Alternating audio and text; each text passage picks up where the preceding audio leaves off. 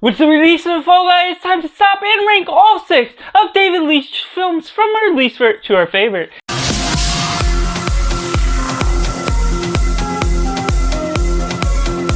Hey everyone, welcome to Cinema, where we focus on a film. I'm Josh, this is Simply Cinema. Let me know down in the comments below how you would rank all of David Leitch films, who is a stuntman turned director. Let me know all your thoughts of him as a director throughout all his action movies as a whole. Make sure to like this video and subscribe if you haven't already to join in this film collector community where we talk about the love of cinema as a whole. But going into last place, we have Atomic Blonde, one that is good for the nature of what it's going after. Charlize Theron is good, but not particularly memorable by her character, by being blended in all of these mashup, all of these great action scenes that don't have a great payoff or something memorable for the action that it pulls off, while it does offer something that is particularly of David Leitch's style by the color choices that is really good in the blue tone that it pulls off. It becomes clever with its cinematography and everything that you get sucked into,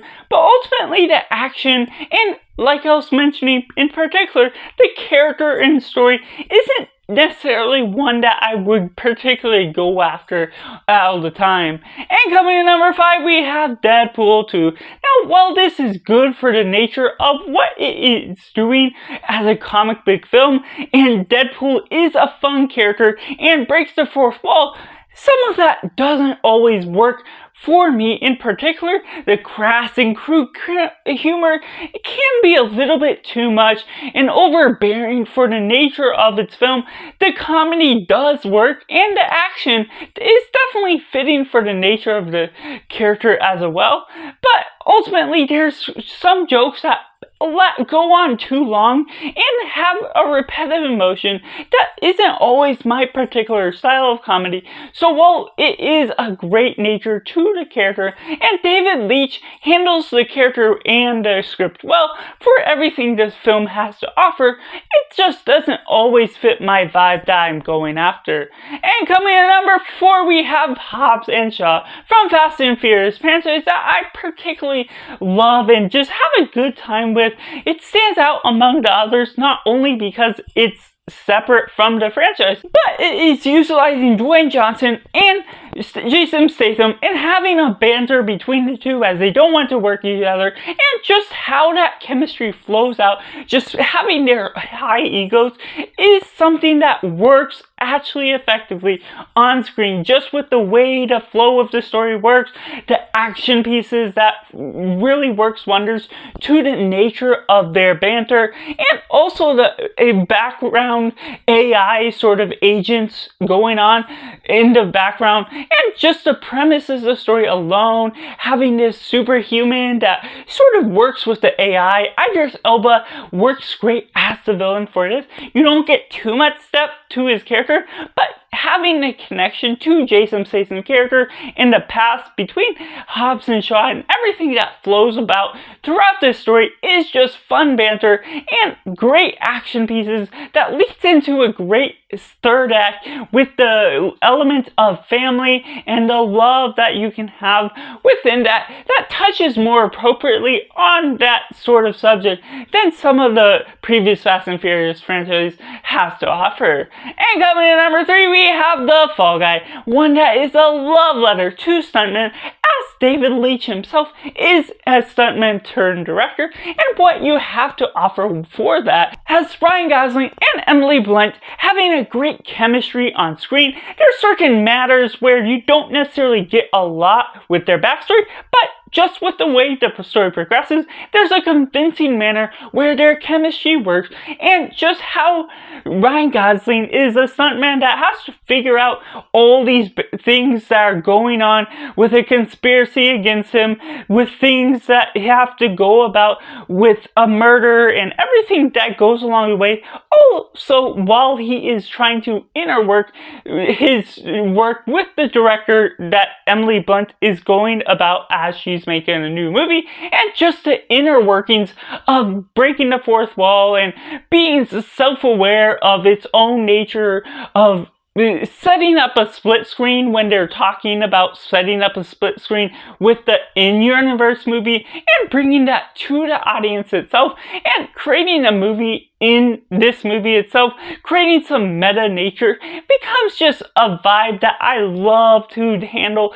with the movies itself, and also just getting some background knowledge without being a documentary of how you're exploring the stuntman world. And while there is still that ridiculous nature even outside the context of the movie and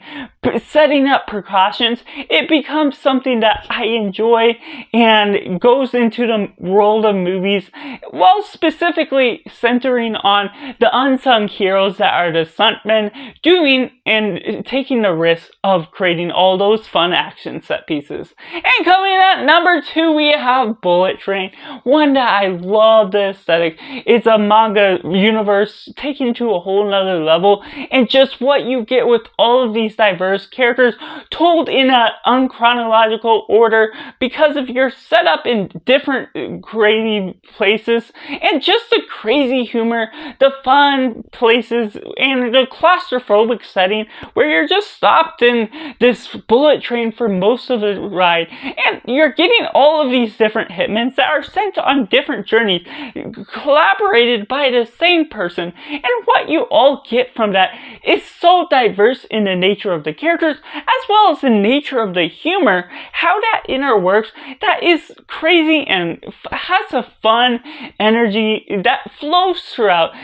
going violent places without being over the top in too many places, and having that general aspect that has a great aesthetic to the nature of how you're blending into characters and having a crazy wild ride across the bullet train. And that leaves at number 1, we got John Wick, one that's a revenge thriller just about John Wick that has a great performance by Keanu Reeves, how he is on a quest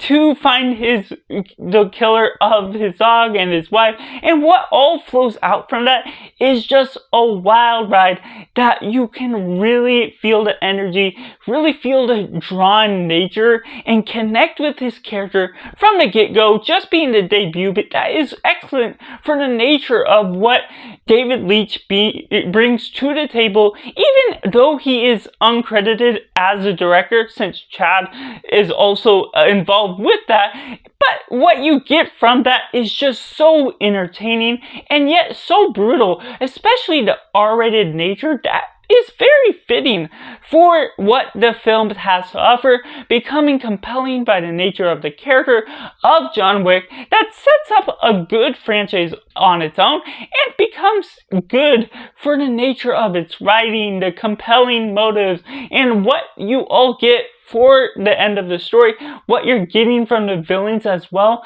creates a great dynamic between all the characters. That's still one of the best, if not the best, of John Wick's franchise, and becoming so good by the nature of everything it has to handle within the cinematography, the directing, and everything throughout, making it my number 1 of David Leitch's film. So let me know down in the comments below how you would rank David Leitch's film from your least favorite to your favorite, so we can have a nice respectful discussion down in the comments below. Make sure to like this video and subscribe if you haven't already to join in this film culture community where we talk about the love of movies as a whole. So thank you for watching. Go do yourself a favor and go watch a movie.